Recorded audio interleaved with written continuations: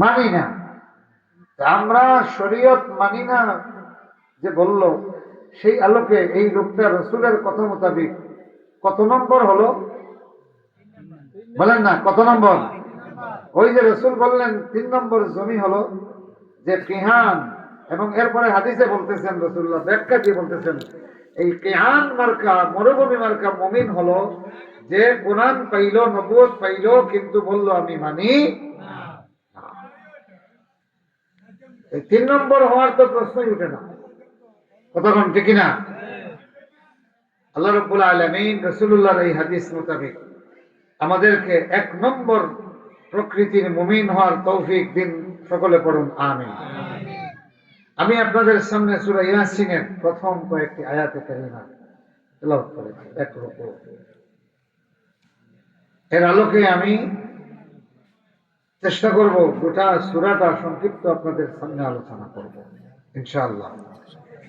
সকলে পড়ুন রব্বি জিদনি ইলমা। পড়েন রব্বি জিদনি ইলমা। রব্বি ইশরাহ লি সাদরি ওয়া ইয়াসসির লি আমরি ওয়াহলুল উকদাতাম মিন লিসানি ইয়াফকাহু কওলি। আল্লাহ পাক বান্দাকে বলতেছেন কুর রব্বি জিদনি ইলমা। কে বলতেছেন? আল্লাহ। বলেন কে? আল্লাহ। কুল বান্দা তুমি বলো রব্বি জিদনি ইলমা, আল্লাহ তুমি আমাকে ইলমের ক্ষেত্রে প্রবৃদ্ধি দাও, ইলম বাড়াইয়া দাও। এই জন্য আল্লাহর কথার আমল করলাম। কথা কোন ঠিক না? এখন সকলে পড়ুন আউযু বিল্লাহি মিনাশ শাইতানির রাজিম। পড়েন। এটাও আল্লাহ বলতেছেন, আল্লাহ পাক বলতেছেন ইযা কারাতুমুল কুরআন ফাস্তাইজ বিল্লাহি মিনাশ শাইতানির রাজিম। তোমরা যখন কোরআন পড়বে, কোরআন শিখতে যাবে, তখন বিতাড়িত মারদুদ শয়তান থেকে আল্লাহর কাছে পানা চাও। কার কাছে? আল্লাহর কাছে। তাইলে বোঝা গেল এটা এমন একটা কিতাব যেটা বান্দা এটার কাছে গেলেই শয়তান অ্যাক্টিভ হয়ে যায়। শয়তান কি হয়? কেননা সে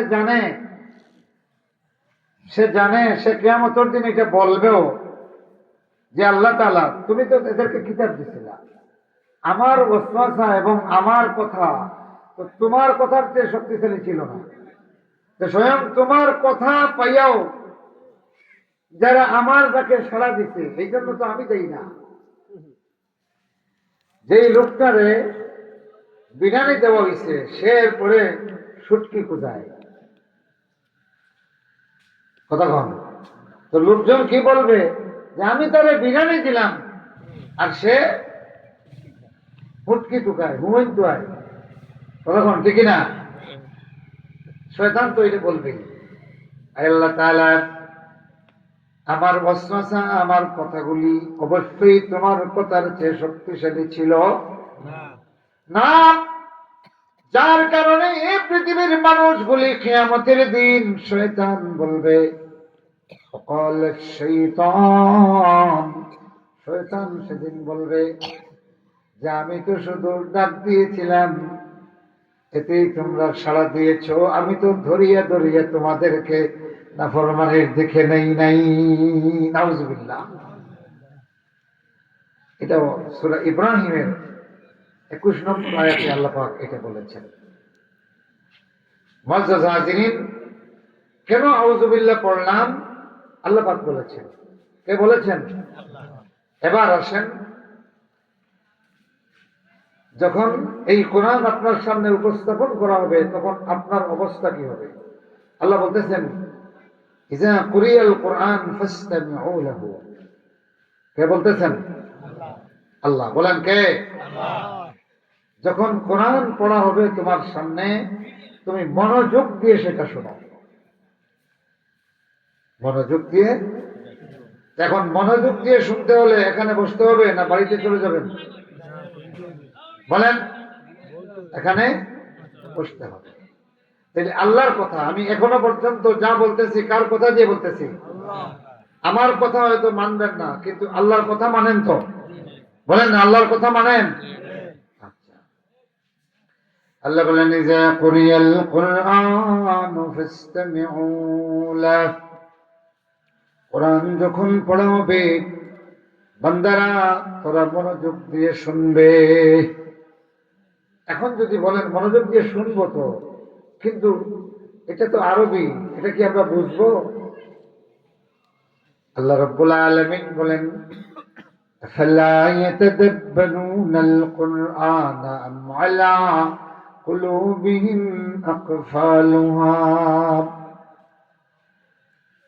যারা কোরআনকে পাত্তা দেয় না, যারা শরীয়ত মানে না, যারা আল্লাহর কিতাবের সংস্পর্শে আসতে চায় না, আল্লাহ তাদেরকে খুব বেশি তিরস্কার করে বলেন আফালা ইয়াতাদাব্বারুনাল কুরআনা আম আলা কুলুবিহিম আকফালুহা।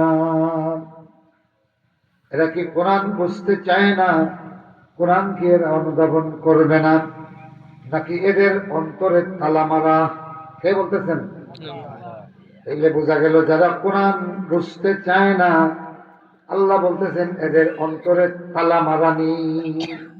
এটা হলো তিরস্কার। এই বন্ধুগুলি এবার আল্লাহ রাব্বুল আলামিন যাদেরকে তিরস্কার করেছেন, এরা জীবনে আর কোনোদিন পুরস্কারের যোগ্য হবে না। ও বন্ধুগুলি আমার ভাইরা, এবার আসেন যাদের অন্তরে তালা লেগে যায়, আল্লাহর কোরআন সেই তালা খুলে দিতে পারে যদি মনোযোগ সহকারে মানুষ কোরআনকে বুঝতে চায়। সুবহানাল্লাহ পড়েন। ألم يأن للذين آمنوا أن تخشع قلوبهم لذكر الله وما نزل من الحق. جل الله أكبر. الله نزل أحسن الحديث كتابا متشابها مثاني تقشعر منه جلود الذين يخشون ربهم ثم تلين جلودهم وقلوبهم إلى ذكر الله. الله أكبر বলেন। আল্লাহ বলেন আল্লাহ তিনি নাজিল করেছেন সবচেয়ে সুন্দর বাণী, যেই বাণী মানুষের যখন মানুষ এটা গ্রহণ করে মানুষের চামড়া চুলিয়া কলবের মধ্যে আকর্ষণ হয়। সুবহানাল্লাহ। আমার বন্ধুগণ, আমার ভাইরা, সূরা ইয়াসিন সম্পর্কে রাসূল বলছেন প্রত্যেকটা জিনিসের একটা কলব আছে। সূরা ইয়াসিন হলো কোরআনের কলব। কোরআনের কি কলব? আল্লাহ রাসূল আরেক হাদিসে বলেছেন যে যে একবার এই সূরাটি তিলাওয়াত করলো যেন সে 10 বার খতমে কোরআন করলো। সুবহানাল্লাহ বললেন না? কোরআনের এইটাও একটা সুবিধা। সূরা ইখলাস 3 বার পড়লে এক কোরআন পড়ার সমান হয়ে যায়। সূরা জিলজাল এক হাদিসে এসেছে কোরআনের অর্ধেক, তাইলে 2 বার পড়লে পূর্ণ কোরআন পড়ার মতো সওয়াব হয়ে যায়। সূরা কাফিরুন কোরআনুল কারীমের 4 ভাগের 1 ভাগ, তার মানে 4 বার সূরা কাফিরুন পড়লে এক খতমে কোরআনের সওয়াব হয়ে যায়। আর 3 বার সূরা কাফিরুন যদি কেউ সুন্দর করে ঈমানের সহিত পড়ে পানিতে ফুঁক দেয়, আর এই পানি যদি কারো শরীরে ঢালা হয় তার নজর বেমার সরে যায়। এই জন্য কোনো বাচ্চার যদি নজর লাগে অথবা গাভীর যদি নজর লাগে মনে করেন, তাইলে সূরা কাফিরুন 3 বার, সূরা ইখলাস 3 বার, সূরা ফালাক 3 বার, সূরা নাস 3 বার, এটা পড়ে পানিতে ফুঁক দিবেন, দিয়ে একটা দিয়ে গোসল দিয়ে দিবেন, ইনশাআল্লাহ দেখবেন নজরের তাসির কমে গেছে। আবার নজরের আরেকটা বিষয় আছে, যে নজর দিছে আপনি যদি চিনেন তাহলে রাসূল আরেকটা তাদবীর বলেছেন। বলবো সেটা? বলবো? এরকম কিছু মানুষ আছে যে তাদের নিয়ন্ত্রণের বাইরে, তাদের চোখ দেখলে পরে নজর লেগে যায়। রাসূল বলেছেন আল আইনু হাক্কুন, নজর লাগা সঠিক। তখন রাসূল বলেছেন যদি এইরকম কোন লোক পাওয়া যায় যে এর নজর লাগছে, তাইলে তার ডান হাত এতটুকু পানি দিয়ে ধুইবেন, বাম হাত এটা পানি দিয়া, এই পানি দিয়া যার নজর লাগছে তার ডান হাত ধুইবেন। বাম হাত ধুইয়া এই পানি দিয়া বাম হাত ধুইবেন। হাঁটু থেকে নিচ পর্যন্ত পানি দিয়ে ধুইয়া একটা পাত্র দিয়া যার নজর লাগছে তারে ধুইবেন। আর বাম হাঁটু দিয়া এইভাবে ধুইয়া যার নজর লাগছে তার বাম হাঁটু ধুইয়া দিবেন। এরপরে শরীরে পানি ঢালবেন, ওই পানি দিয়ে মাথা থেকে পা পর্যন্ত ধুইয়া দিবেন। বস, সুস্থ। সুবহানাল্লাহ। আল্লাহ রসুলের একজন সাহাবী ছিলেন, তরুণ, স্মার্ট, খুবই সুন্দর, চামড়া ছিল জল চলে। তিনি এক লোকালয়ে গোসল করার জন্য জামা খুলছেন, আর ওই এক লোক বলছে, আহারে এত সুন্দর চামড়া, মহিলারও এরকম না। আর ওইটা বলতে না বলতে এই লোকটা বেহুশ হয়ে পড়ে গেছে। শত চেষ্টা করেও তাকে, তখন এরা বুঝছেন যে ওই যে লোকটা বলছে তার নজর লাগছে। একেবারে লাশ লোকটারে নিয়ে আসা হয়েছে আল্লাহ রসুলের কাছে। রসুল বলেছেন, কার নজর লাগছে? তারা বললেন, ইয়া রাসূলুল্লাহ, অমুকের। সবার কিন্তু নজর লাগবে না। আল্লাহ রসুল তারা নিয়ে আসলেন, আইসা এই তদবিরটা করলেন আর পানি দিলেন, এই লোকটা লাভ দিয়ে উঠে গেল। সুবহানাল্লাহ পড়েন, জোরে কোন না সুবহানাল্লাহ। তাইলে যদি মনে করেন কেউ যে আপনার নজর লাগে, আপনি এইটা করতে আপত্তি করেন না। আমাকে আমার এক বন্ধু এইভাবে বললেন যে তার গায়ের নজর লাগছে। আমি বললাম যে যার নজর লাগছে সম্ভাব্য এরা চিনেন নি? বলে হ্যাঁ, আমাদের এখানে একটা লোক আছে, ওই লোকটা দেখার পর থেকেই তখন আমার সন্দেহ এটাই। বললাম যে তার এটা করতে তো দিবে না, কারণ সে ভাববে এটা তার লজ্জা। পরে আমি বললাম, তাইলে এক কাজ করেন, তার ব্যবহৃত জামা ধুইয়া একবার পানি দিয়ে দেখেন। তিনি বললেন এইটা পারবেন। তো গোপনে তার ব্যবহৃত জামা নিয়ে উনি দ্রুত করছে দইয়া। আমি বললাম যে আপনি নিয়ত রাখবেন, আল্লাহ রাসূলুল্লাহ যেইভাবে বলেছেন এই কমপক্ষে তো সেইভাবে দিবে না, এই জন্য তার জামাটা আমি ধুইতেছি। ধুইয়া দিচ্ছি। পরে বললেন যে আলহামদুলিল্লাহ, আমার গাভীর শিফা হয়ে গেছে। রাসূলুল্লাহর আমলের মধ্যে এত অ্যাকশন, সুবহানাল্লাহ। আর সবচেয়ে বড় হলো এইরকম বৈশিষ্ট্য অ্যালার্জি যাদের, এটা আপনাদের আইব নয়। কেন? আপনাদের চোখে আইব, কিন্তু আল্লাহ পাক আপনার হাতে শিফা দিয়েছেন। আপনার হাতে, আপনার হাত ধোয়া পানি, আপনার চোখ যারা অসুস্থ করেছে, আপনার হাত ধোয়া পানি তার জন্য শিফা। তাইলে যাদের নজর লাগে এদের আইব নয়, বরং চোখে আইব কিন্তু হাতে ঔষধ। কে দিয়েছেন? আল্লাহ। আল্লাহু আকবার বলবেন না? জোরে কোন না আল্লাহু আকবার। নজর লাগার ঔষধ যে মানুষের নজর লাগে, তার শরীরে আছে, পায়ে আছে, হাতে আছে, এটা পৃথিবীর কোন ডাক্তারে কইতে পারবো? এবং নজরের কোন ঔষধ তাদের কাছে আছে? এখানে ভাই দয়া করে আপনারা কথা বললেন না, মাহফিলে আসুন, নতুবা এখান থেকে চলে যান, একটু দূরে যান। কিছু লোক আছে যে এরা মাহফিলে আসে না, কিন্তু মাহফিলের আশেপাশে ঘুরঘুর করে, আর দুনিয়ার যা মুরব্বী না এখানে যাই করে। এরকম আছে না? আমার বন্ধুগণ, আমার ভাইরা, কোরআনুল কারীম মানুষের কলবের মধ্যে তাসির করে। সুবহানাল্লাহ পড়েন। সূরা ইয়াসিনে ৮৩টা আয়াত আছে। বলেন কয়টা আয়াত? সবাই বলেন কয়টা আয়াত? ৮৩টা আয়াত। আপনি ৮২টা আয়াত ধারাবাহিকভাবে পড়লে, যখন অর্থসহ পড়বেন, দেখবেন যে পুরা ৮২টা আয়াত আল্লাহ ৮৩ নম্বর আয়াতের ভিতরে ঢুকাইয়া দিচ্ছেন। সুবহানাল্লাহ বলবেন না? সুবহানাল্লাহ। যেমন সূরা ইখলাস যখন পড়বেন, কুল হুয়াল্লাহু আহাদ, এরপরে আরো কয়েকটা আছে না? পড়েন আল্লাহুস সামাদ, পড়েন লাম ইয়ালিদ ওয়া লাম ইউলাদ ওয়া লাম ইয়াকুল লাহু কুফুয়ান আহাদ। এই মোট 4টা আয়াত। কয়টা? 4টা। প্রথম আয়াত হলো কুল হুয়াল্লাহু আহাদ, আর পরে হলো আরো 3টা আয়াত। এখন প্রথম আয়াত হলো বলো আল্লাহ তিনি এক, আল্লাহ তিনি, আর বাকি আরো কয়টা আয়াত হয়েছে? 3টা। আপনি এগুলি পড়লে দেখবেন যে ওই 3টা আয়াতই কুল হুয়াল্লাহু আহাদ, ওই 3 আয়াত প্রত্যেকটা প্রমাণ করতেছে আল্লাহ এক। এই সূরা ইখলাসের মধ্যে দেখলাম আল্লাহ পরবর্তী 3 আয়াতে 1 নম্বর আয়াতে ঢুকাইয়া দিয়েছেন, আর 1 নম্বর আয়াতে আরো 3টা আয়াত দিয়ে বুঝাইয়া দিয়েছেন। এই দুনিয়ার মানুষগুলি সূরা ইয়াসিনের বিষয়টা হলো প্রথম দিক থেকে সূরা ইখলাসের 1 নম্বর আয়াতে পরের 3 নম্বর আয়াত ঢুকানো, আর সূরা ইয়াসিনের প্রথম 82 আয়াত 83 নম্বর আয়াতের ভিতরে ঢুকানো। সুবহানাল্লাহ।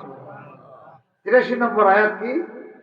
সুবহানাল্লাযী বিয়াদিহি মালাকুতু কুল্লি শাইইন ওয়া ইলাইহি তুরজাউন।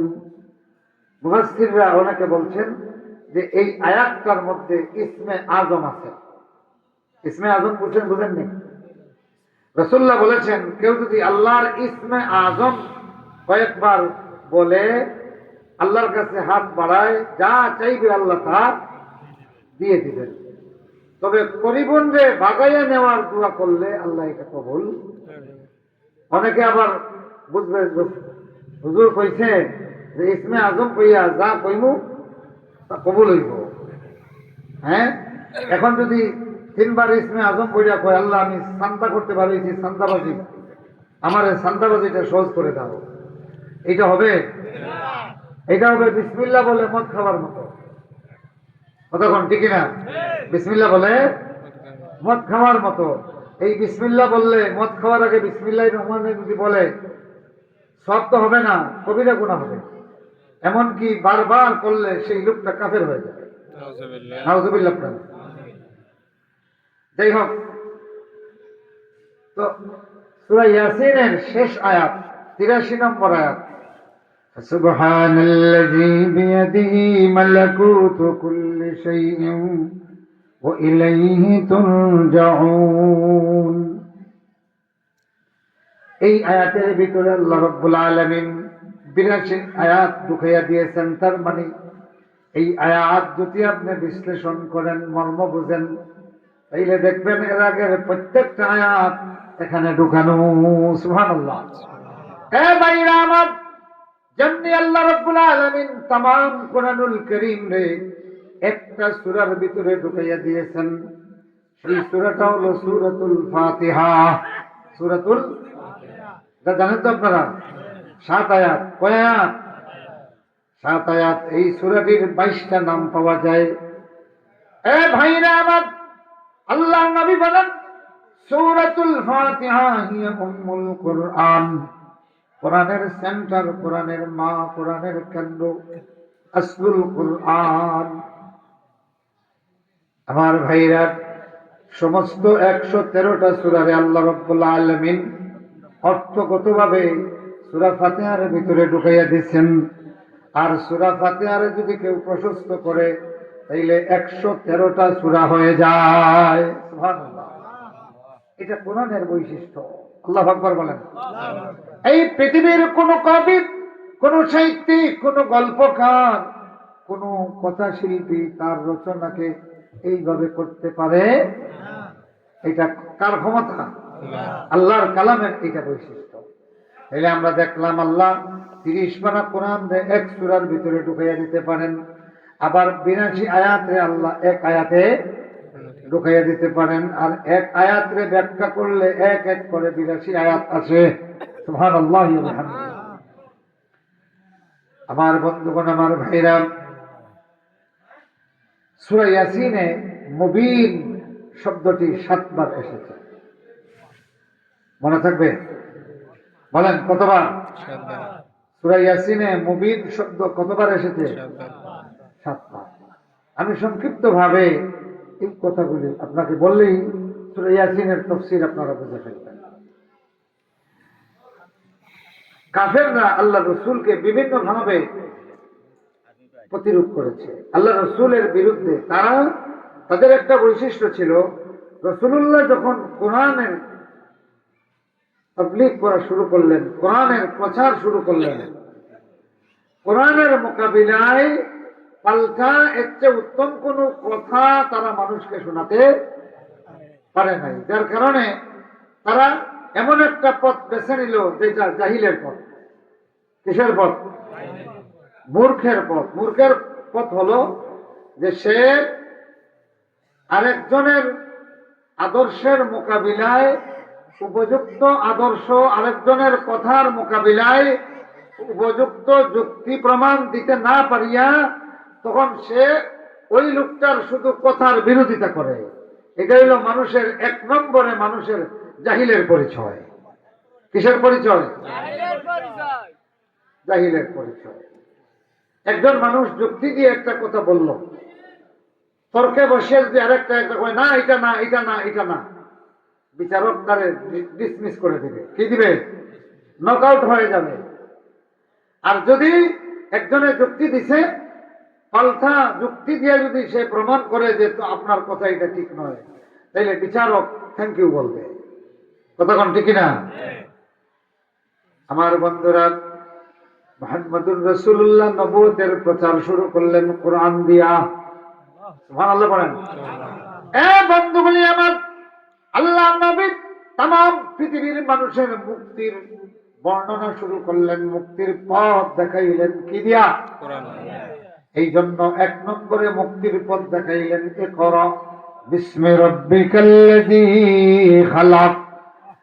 যিনি সৃষ্টি করেছেন তোমার সেই রবের নামে তুমি পড়ো। আল্লাহু আকবার বলেন। যিনি সৃষ্টি করেছেন তোমার সেই রবের নামে তুমি পড়ো। হে ভাইরা আমার, এরপরে আল্লাহ নবী দাওয়াত দিলেন যারা বহু ঈশ্বরে বিশ্বাসী ছিল। কথা বুঝতেছেন? যারা মনে করতো আল্লাহ রব্বুল আলামিনের অ্যাসিস্ট্যান্ট ছাড়া চলে, তারাও আল্লাহ একজন আছে এটা জানতো। তারাও বাইতুল্লাহরে আল্লাহর গড় বলতো। তারাও আল্লাহ আল্লাহ বলে লব্বাইক আল্লাহুম্মা লব্বাইক বলে বলে বাইতুল্লাহ তাওয়াফ করতো। পার্থক্য ছিল শুধুমাত্র আমরা বলি লব্বাইক লা শারীকা লাক, আর তারা বলতো লব্বাইক লা শারীকা লাকা ইল্লা শারীকা, তোমার কোনো শরীক নাই তবে একটা শরীক ছাড়া। তাইলে হইছে নি? এটা হইছে? হে ভাইরা আমার, তারা আল্লাহ রাব্বুল আলামিনের সঙ্গে অনেকগুলো ইলাহ জুড়ে দিয়েছিল। রাসূলুল্লাহ সাল্লাল্লাহু আলাইহি ওয়াসাল্লাম কোরআন দিয়ে দাওয়াত দিলেন, আল্লাহু লা ইলাহা ইল্লা হুয়াল হাইয়ুল কাইয়্যুম। সুবহানাল্লাহ। আল্লাহ যিনি ছাড়া কোনো ইলাহ নাই। তারা অনেক ইলাহ, লাত, মানাত, উজ্জা, হুবল এইগুলি বলতো যে এইগুলি আল্লাহ পাকের অ্যাসিস্ট্যান্ট, আল্লাহকে সহযোগিতা করার জন্য আল্লাহর অফিস সহকারী হিসেবে তারাও এইগুলির ইলাহ ভাবত। নাউযুবিল্লাহ পড়েন। আমাদের দেশের এক কব্য, এই যে আবুল সরকার যারা অ্যারেস্ট করছে জানেন তো আপনারা? সেও কিন্তু আল্লাহকে কটাক্ষ করেছে। আল্লাহ এক কেন? আল্লাহ তাই ২০০ অ্যাসিস্ট্যান্ট রাখলে তো পারত, বলে নাই? বলছে। তাহলে আপনি বলেন, এই বাউলের মুখ দিয়া কার কথা বাইর হইছে? আবু বকরের কথা না আবু জেহেলের কথা? যদি এই বাউলের রীতি এবং আদর্শ আমরা ধরি, তাইলে সে কখন খুশি হবে? তখন আমরাও আল্লাহর অ্যাসিস্ট্যান্ট বানাবো। নাউযুবিল্লাহ বলবেন না? আমার বন্ধুরা, আমার ভাইরা, এই সমস্ত আপনারা বলেন, এই বাউল সরকারে অ্যারেস্ট করে এই বাংলাদেশের ৯২% মুসলমানের হৃদয়ের যন্ত্রণাকে লাঘব করা হয়েছে। কথা কোন ঠিক কিনা? এই পৃথিবীতে নয়, সারা দুনিয়া মানব দানবের ইলাহ আল্লাহকে সে কটাক্ষ করেছে। কথা কোন ঠিক কিনা? তাকে অ্যারেস্ট করার পরে তার প্রতি যে মায়া কান্না করে আমরা দেখলাম, আবুল সরকার না, বরং রাজনীতিতেও এই আবুল্লারা আছে। কথা কোন ঠিক কিনা? যে রাজনীতিবিদ প্রকাশ্যে সাংবাদিক সম্মেলন করে বিবৃতি দিয়েছেন যে এই সমস্ত বাউলদেরকে অ্যারেস্ট করা, এদের বিরুদ্ধে কথা বলা নাকি বাঙালি চেতনার বিরুদ্ধে। তার মানে তিনি বোঝাতে চান বাঙালি চেতনা আর ইসলামের চেতনা এক। ইসলামের চেতনা হলো আল্লাহর কোন সহযোগী, আর বাউলের চেতনা হলো আল্লাহর নাকি অনেকগুলি সহযোগী দরকার, আল্লাহ এইগুলি না বানাইয়া একাই কেন থাকলো, আল্লাহর দোষারোপ করতেছে। আপনি বলেন যে রাজনীতিবিদ আবুল সরকারের পক্ষে বিবৃতি দিয়েছেন, তাকে আমরা কেমন রাজনীতিবিদ বলবো? বাউল রাজনীতিবিদ। বলেন কেমন রাজনীতিবিদ? বাউল। বাউল রাজনীতিবিদ দিয়া আবুল সরকারের চাটুকারি করা যায়, কিন্তু বাউল রাজনীতি দিয়া বাংলাদেশের মানুষের ভাগ্য পরিবর্তন হয় না। মুহাম্মদুর রাসূলুল্লাহ সাল্লাল্লাহু আলাইহি ওয়াসাল্লাম এই মুশরিক জনতাকে দাওয়াত দিলেন কি দিয়া? কোরআন দিয়া। কোনো ইলাহ নাই, এটাই তাদের কাছে সবচেয়ে ভয়াবহ। হয়তো আপনারা জানেন ভাইরা, মুহাম্মদুর রাসূলুল্লাহ জবলে আবি কুবাইসের পাদদেশে দাঁড়ালেন, আর তার কওমের মানুষ, গোষ্ঠীর মানুষরে ডাক দিলেন ইয়া সাবাহা ইয়া সাবাহা বলে। এটা ছিল ভোরবেলা মারাত্মক বিপদের সংকেত। এই সংকেত যেই দিত, কে দিল, কোথা থেকে দিল, এটা মানুষ দেখতো না, বরং ঘরের ভিতরে যার যে অস্ত্র আসে এটা নিয়ে দৌড়ে বের হতো নিরাপত্তার জন্য। এবার আল আমিন আস-সাদিক মুহাম্মদুর রাসূলুল্লাহ যখন এটা বললেন, কুরাইশের হাশিমি গোত্রের সবাই দৌড়ে আসলো। যে নিজে আসতে পারলো না সে লোক পাঠাইল, তুই আমার পক্ষ থেকে শুনে আয়, কেননা আল আমিন মুহাম্মদ এত বড় বিপদ সংকেতের কথা বলছেন, এটা বেহুদা হবে। লোকজন আসলো, আল্লাহ রাসূল দাওয়াত দিলেন, আমি যদি বলি এই পাহাড়ের পিছনে একটা শত্রু বাহিনী ঘোড়া নিয়ে তোমাদের উপরে ধাওয়া করতেছে, বিশ্বাস করবে কিনা? তারা বলল অবশ্যই হে মুহাম্মদ, কেননা আজ পর্যন্ত কোন মিথ্যা কথা তোমার কাছ থেকে পাই। তুমি যদি বলো কোন শত্রু বাহিনী পাহাড়ের পিছনে আছে, ওইটা না দেখে আমরা বিশ্বাস করতে পারি, কেননা মুহাম্মদ তুমি আল আমিন উপাধি পেয়েছো, তামাম কুরাইশদের পক্ষ থেকে কোন অনুষ্ঠান করিয়ে কেউ দেয় নাই, মনের থেকে সবাই এইটা কইছে। আবার এই ভাইরা, আবার পৃথিবী